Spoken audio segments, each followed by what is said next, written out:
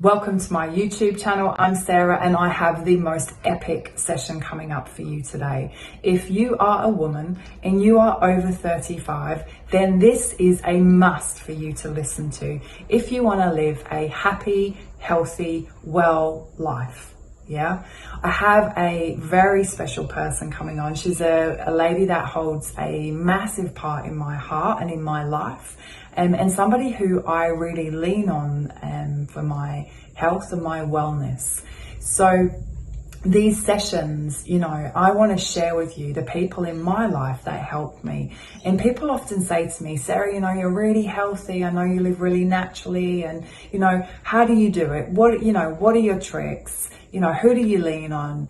And Annalie is a woman that I lean on. I've known her for over 20 years and I trust her completely with my health and my wellness.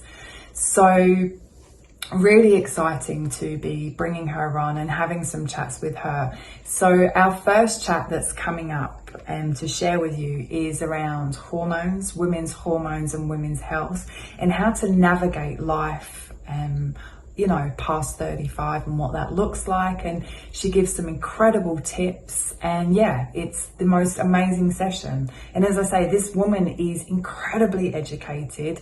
She's a naturopath, she's a functional medicine, she is a herbalist. She's got degrees coming out of her ears. She's most definitely very well educated, but she also walks her talk, lives her life. This is her passion. This is her world, like our world, this is it. For her, it's about health, wellness. She has an incredible business called Honor My Biology, where she takes health very seriously. And it's not just this kind of overall, general kind of this fits all. She takes people personally. And I know this because I've been on a personal journey with her forever, And as we change, she comes up with new ideas to help me live in my best possible way. Yeah. So she's here. This is our first session. We're talking, as I say, women's health, hormones, and everything in between. Please like, share. I do believe that us women, we need some support as we kind of hit those 40s and above. And yeah, we are here. I want to share with you my support, and this is definitely one of those ladies that super supports me. So get your glass of water or your cup of tea, sit back, relax, and yeah, have a little listen.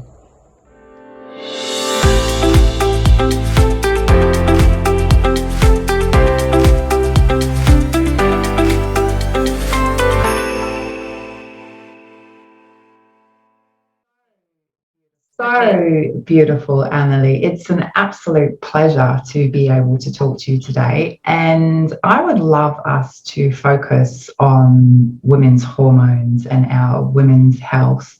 Because I really feel that when we hit our late 30s, kind of 40s, there's most definitely some big changes. And it would be really nice to know, how we can best work with ourselves. So, those changes don't impact us or our loved ones and our families too much. Yes. Well, yes, there's many changes going on. Usually as we hit our late 30s, we do start to sort of enter into a phase where, I suppose, being reproductive creatures that we are, that starts to change. So our ovarian reserve, starts to deplete a little bit. So because of that, it's our last sort of 10 years, if you like, to conceive.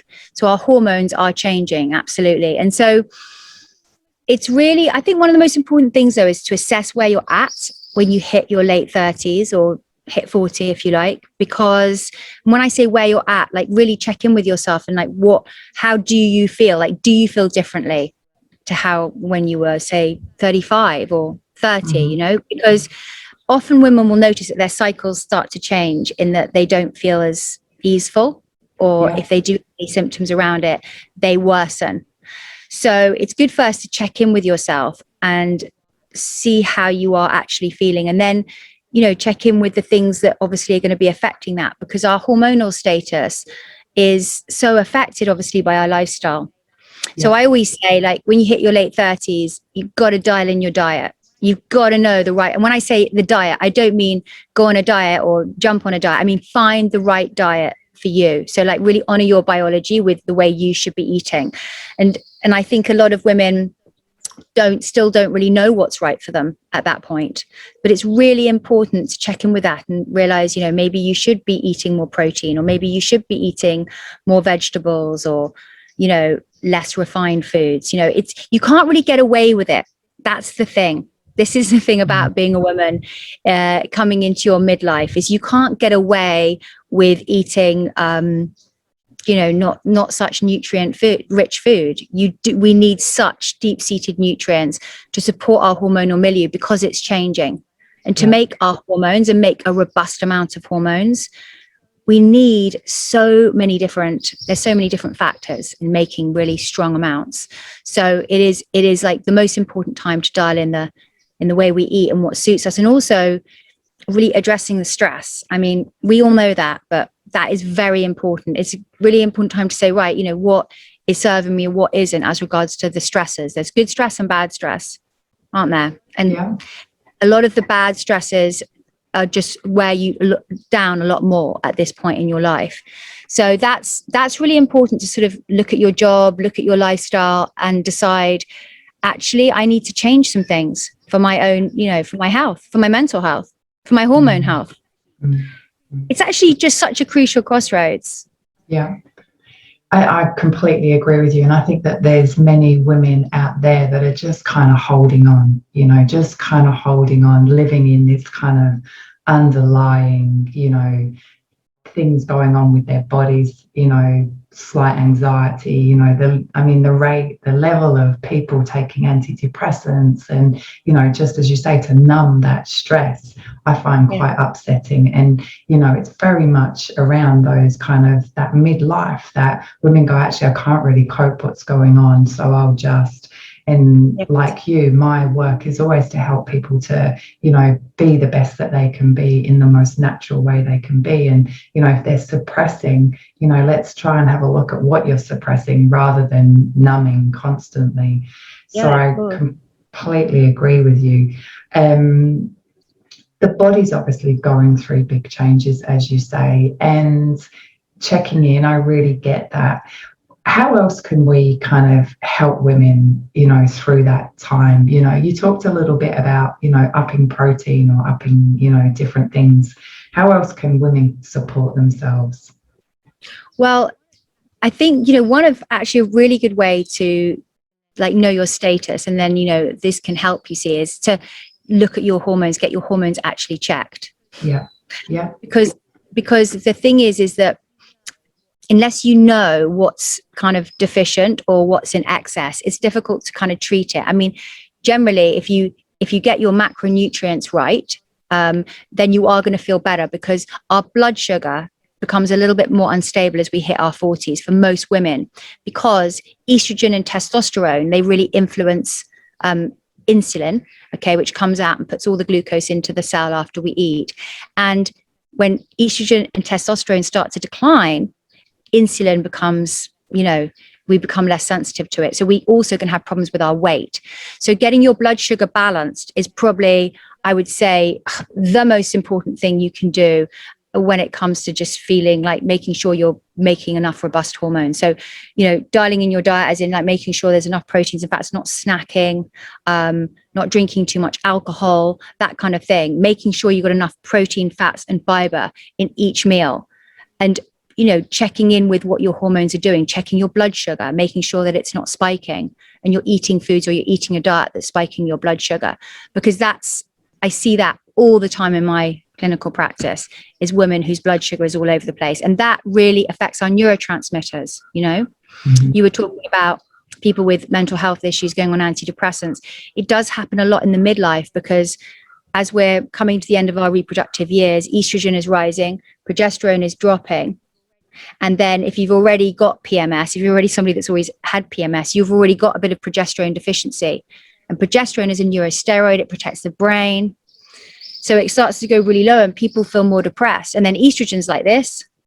And it drops more quickly in different parts of the cycle because we're in our, you know, in our midlife. So that also affects serotonin. So my advice is always get your hormones checked and go and see somebody who understands like functional endocrinology, or, you know, functional medicine doctor, or somebody that can really support the whole milieu once they've seen what the imbalances are.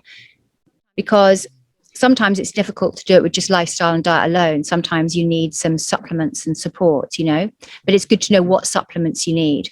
Yeah.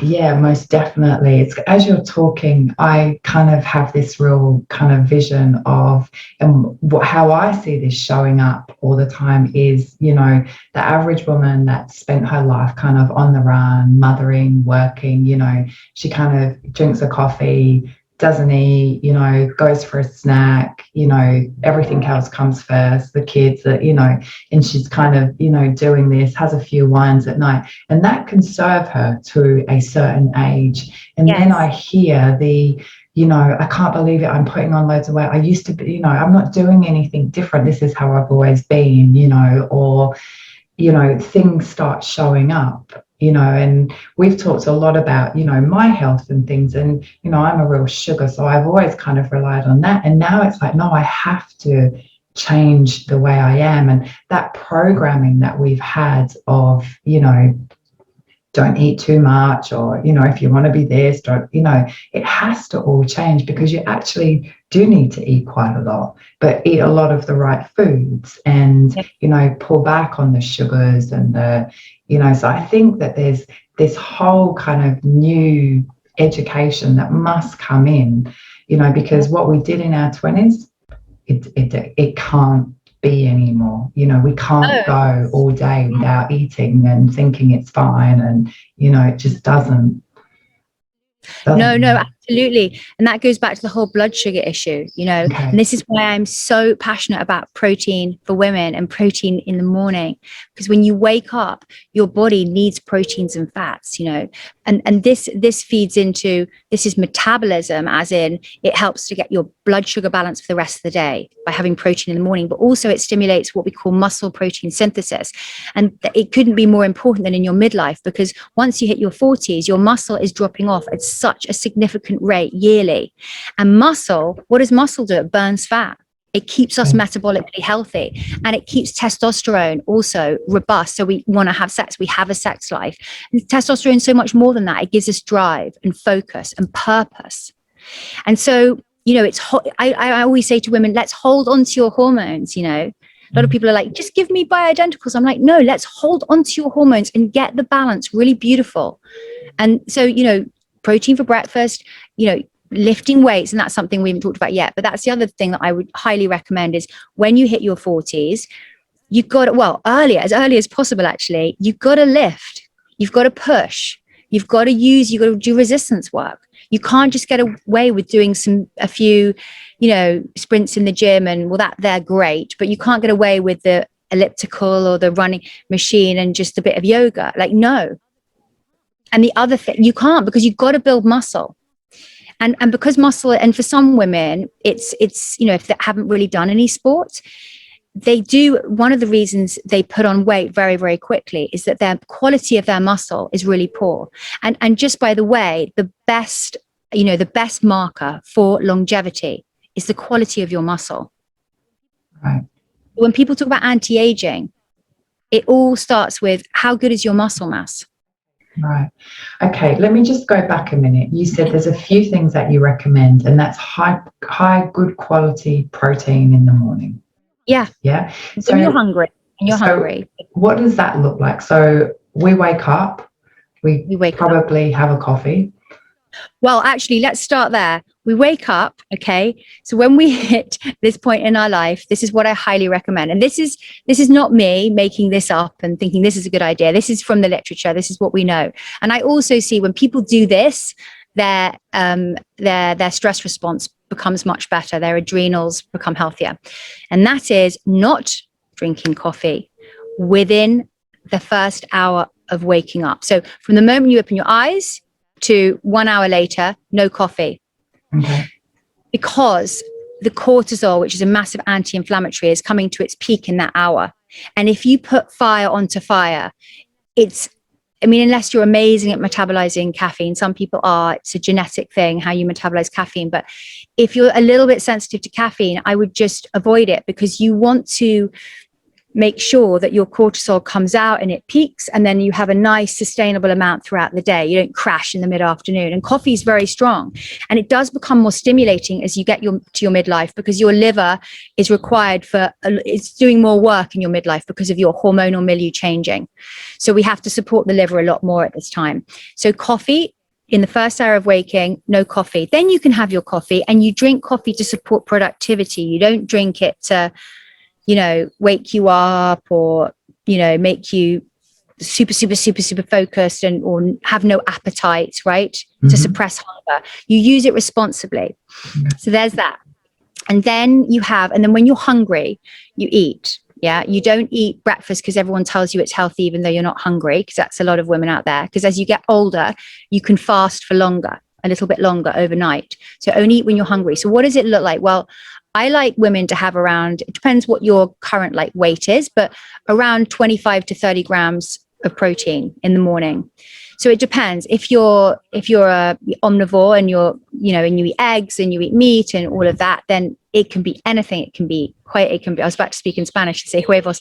I'm in Costa Rica. It can be eggs. It can be, you can have a couple of eggs with some avocado and some cucumber and some spinach. You've got your fats, you've got your proteins, you've got some greens, you could have a little bit of fruit on the side. You can have a protein shake with a fermented sprouted protein powder. That's easy. That's what I do because it's easy.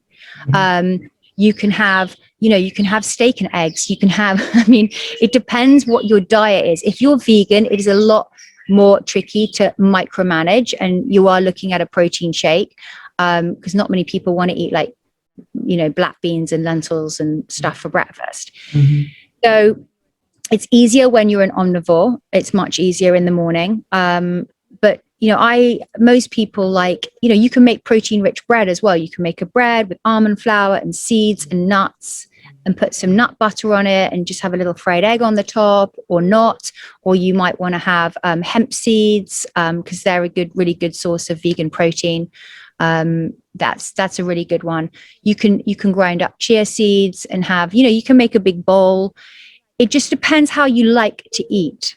Okay. I like a smoothie. People are like, no, I want something to eat, something to chew and eat. Or want something with milk. It just depends, because you'll only do something again and again and again if, one, it's easy, and two, it works, right? Yeah. And three, it's easy to maintain. It's enjoyable. It's got to be enjoyable. Yeah. I just want to ask you a quick question there, because we're constantly bombarded with what's right, what's wrong, this is good, this is that. And I was recently told, don't eat eggs for breakfast because they're highly inflammatory. And I was like, I'm a pescatarian, eggs for me are real stable in the morning, as you say, for that protein. What's your thoughts on that? When she says they're inflammatory, in what way? I'm not sure, but just that they shouldn't be eaten for breakfast. They should be eaten later on in the day. So you disagree on that? I can't understand any nutritional science behind that. And that right. Also, that speaks to this sort of dogma, this kind of belief system around food and diets, which just needs to be thrown out, right. Because it's not relevant. Honoring your biology is all you need to do. I might be able to eat 3 steaks a day and be awesome. Okay. Because, I'm an omnivore. We all are, all humans are. The next person might be able to get away with, a chia fruit bowl and be awesome. We're all different. Yeah. Eggs can be allergenic, or, you can have intolerances to them. So if you did an IgG test, you would know, if you have some sort of problem with the albumin or the yolk. It's usually the albumin, and that's usually people with autoimmune diseases. So if I have autoimmune patients, I do run an IgG because I want to bring down their antibodies and I want to fix their gut. That's the first thing I do. So I need to know what foods are irritating them, which are inflammatory response. Yeah, for but your average person that doesn't feel like they have an allergy, let's go eggs in the morning. eggs are awesome, like one of the best sources of protein in the world. Also, they're kind of like, I call eggs like a nutritional love story, because they literally have everything in them that are compatible with, with supporting, they're really compatible with supporting our biochemistry, because they have like enormous amount of choline for the brain. They have B vitamins, they have vitamin A, and they have a beautiful complete protein. Great. Okay, so we're not drinking coffee. We're probably just drinking water for that first hour. Or herbal tea. Herbal tea. We can then have our coffee or tea or whatever works for us. When we're hungry, we need to have a really nutritious breakfast, making sure it's high protein.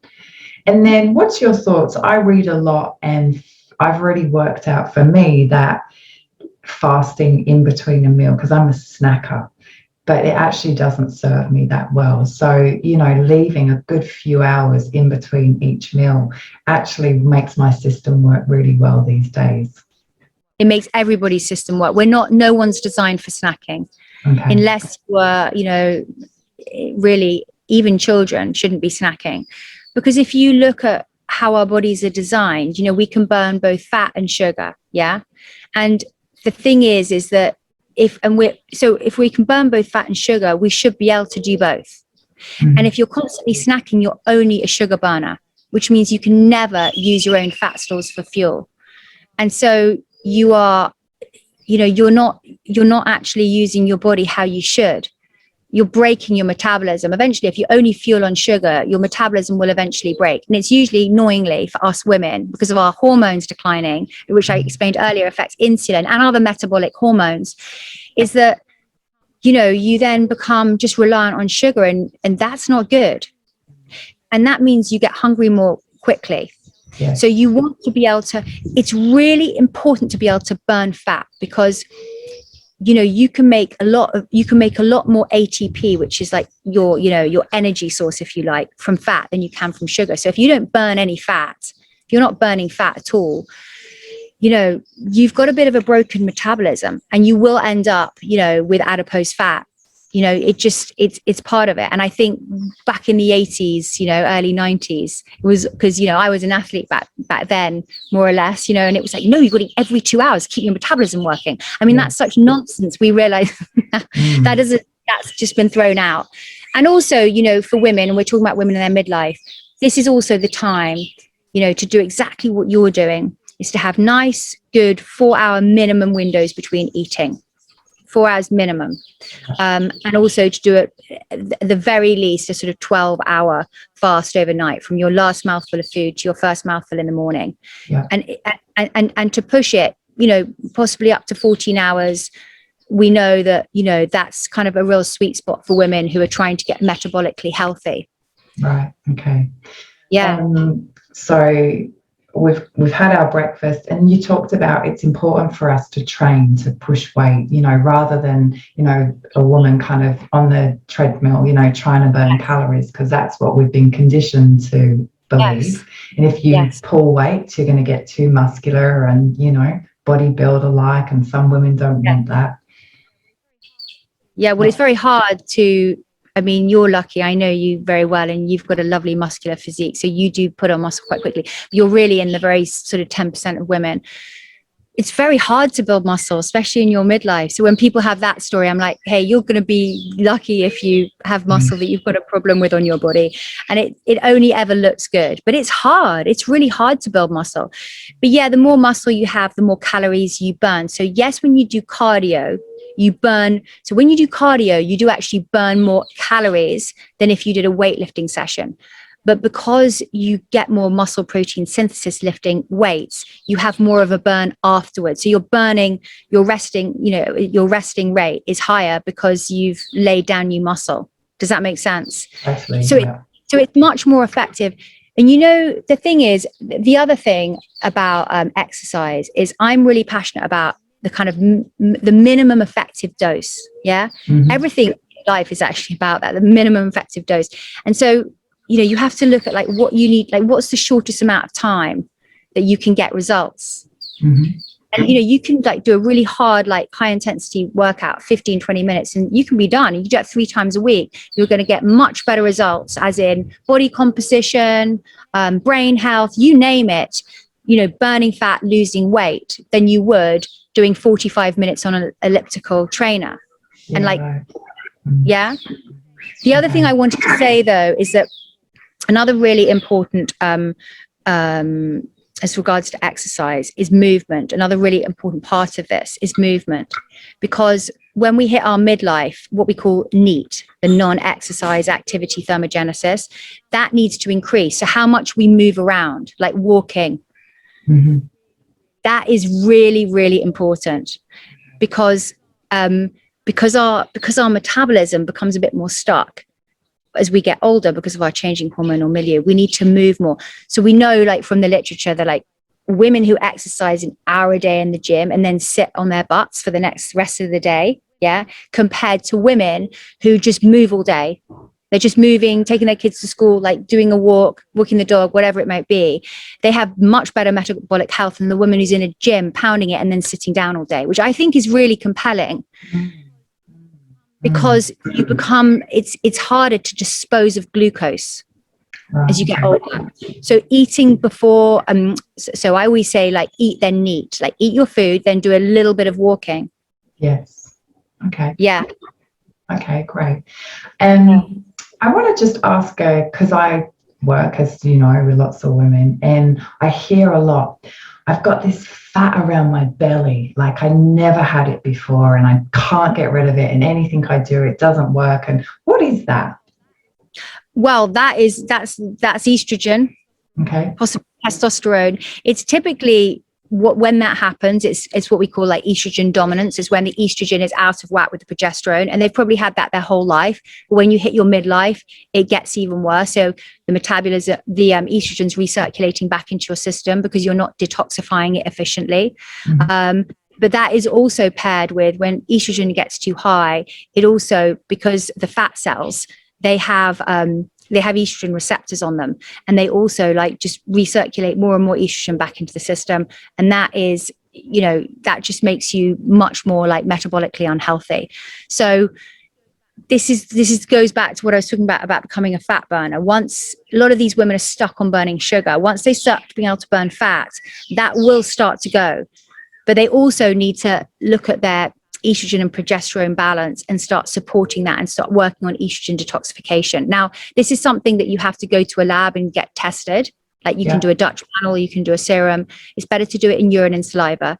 And then if your estrogen is too high, then there's lots of efficient ways to detoxify. But one of the best things you should be doing anyway is to be eating lots and lots of cruciferous vegetables, because that clears estrogen from the system. So this is a really broccolis, your cauliflowers, yeah. So really good to get for a lot of women who are struggling with weight and real hormonal weight. Is to really up your cruciferous vegetables from day 14 of your cycle, just after you ovulate, and do that like really intensely. So to just make sure you have lots of cruciferous. A really good one is broccoli sprouts. Yeah. So broccoli sprouts are amazing because they're very, very high in sulforaphane, which helps to work on your phase 2 detoxification of estrogen and testosterone. And so broccoli sprouts, really inexpensive. You can sprout them yourself. You can put them in your shake, put them all over your salads. And like a handful a day of broccoli sprouts from days 14 to 28 can make all the difference in helping the estrogen to detoxify efficiently. That's a really good one. I must say, and we've talked about this before, how, working with your cycle is just, that first 2 weeks, you've got more energy, and kind of you're feeling better. And then that second 2 weeks, after ovulation, how you kind of talk to me about that, you're kind of a little bit more slowing down. You don't have as much energy. So to tailor your exercise or your routine to your cycle most definitely makes a big difference. And I can hear you there where you're saying there's certain foods as well that's going to really help. Yeah, I mean, actually, a great one is just like you say, in the first 2 weeks of your cycle, you're more like a man in a way because you've got really low hormones, and it's a really good time if a woman wants to start getting her diet dialed in, really working on her metabolic health, start then, because it's easier. Because you're very sensitive to insulin, because you've got lower hormones as well. So you're much more able to burn fat. So you're not as hungry either. So it's a really good time to start anything like new beginnings, start like day 3, 4 of your bleed or whatever. And also a good time to start, if you're not doing any intermittent fasting or time restricted eating, if you're like, oh no, I eat, my eating window is massive, I'm not even doing 12 hours overnight, then start on day 3, 4 of your cycle. And that's the time to kind of eat kind of slightly like high fat, high protein, lower carbohydrate. You can go really restricted up until day 14. And then once you ovulate, and by the way, just to say, when you do ovulate, you should know when you're ovulating, because that's a day to really look after yourself, eat slightly more calories, and just take a pause. We want a strong ovulation, because a strong ovulation means a good luteal phase, so a good progesterone, so you're not PMSing really badly. And then when you hit that second phase, that luteal phase from 14 to 28, do your cruciferous vegetables, but also we can then up our carbohydrates a little. Because we are growing an endometrium, so we are actually we need more carbohydrates. So that's when we kind of we go more kind of high protein, higher carb, sort of lower fat. And then exercising is, you can go hard cardio, first 2 weeks, and the second 2 weeks, you're much better at lifting. It's eating and exercising according to your cycle is something I'm really passionate about, and I work with all my women like really in a very personalized way, depending on what their cycle looks like. And it is a game changer for them, because women tend to do the same thing every day, and they're like, oh, I'm not getting results. But the metabolism is like a thermostat. It reacts and adapts to what you're doing. And you have to play with it a little bit. This is if we're trying to lose weight or trying to like hold on to our metabolic, look after our metabolic hormones, metabolic health. But that's really important. It's fascinating, isn't it? I think it's such a fascinating stage of our lives that we get to, because as I've said, earlier, it's, everything completely changes, and we have to change our mindset, because if we don't, issues do show up, as we know, afterwards, if we don't start adapting our ways, our eating, our thinking, our exercise, when we hit that point. And it's just part of being a woman, and if we can accept it and go with it. But it's also it's an exciting time, because I always say to women, listen, this is all about you hitting the wise woman's path, or the menopause party, I call it. You want to hit it running. You want to turn up to the menopause party like beautiful, and not stressed out of your mind. And who you are, and what you're going to do in that next phase of life, because it's probably the most empowering time of life, because of course we have these super low hormones. And we're more like men. Okay, like in the first 2 weeks of our cycle, but we're not under the influence of a cycle. And typically when you hit your menopause at 50, 1, 2, 3, 4, 5, whatever it is, your kids have often left home. If you've had, it depends when you've had your kids, but, you're secure in a relationship, or you're secure about, what men or women you like, and so on and so forth. So you've got this kind of solid, nature now. You're like, you're not so bothered what people think about you. So this is like a very powerful time of life where you can do whatever you want to do. And I really see that in some older women, kind of when I see women, and I'm like, some women they've got an air around them, an elegance, a kind of just a power around them that, as you say, they know. And then I see other women, completely on the other end of the spectrum, struggling through menopause and their emotions, and it's like a really tough time. And I'm like, I don't want to be one of them.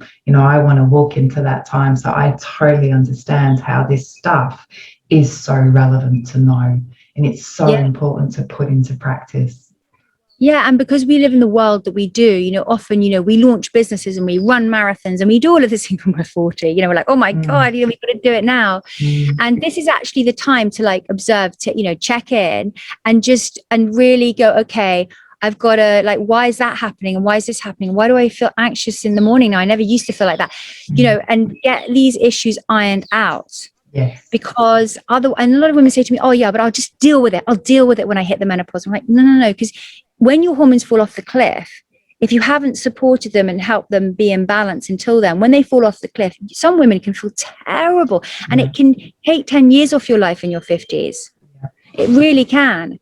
And also, if you don't get your metabolic health, which I, do a lot of work on weight loss with women, is that if you don't get it right in your 40s, it's going to be so much harder in your 50s, because you're going to have pretty much, your adrenals are squeezing out that last bit of estrogen, and testosterone. And so, of course, it's a lot harder to lose weight. So you've got to like get your exercise and your eating dialed in, 40, 38, 45. And then after that, things do change from 45. Sometimes that's another chapter. But it's and it's amazing, because you feel, if you get it right, you do feel so strong, because you sorted it out yourself. Yes. Yeah. A lot of women are like, no, I'm not going to look at it. I'm going to leave it. I just want to lose weight. I don't want to look at the anxiety, Annalie. I don't want to look at it. I'm like, no, but the anxiety is tied to the weight. We've got to do all of it. I want you to feel amazing. Yes. And, as you know, I'm passionate about our kind of spiritual being and our, mental and our emotional, but we are human beings.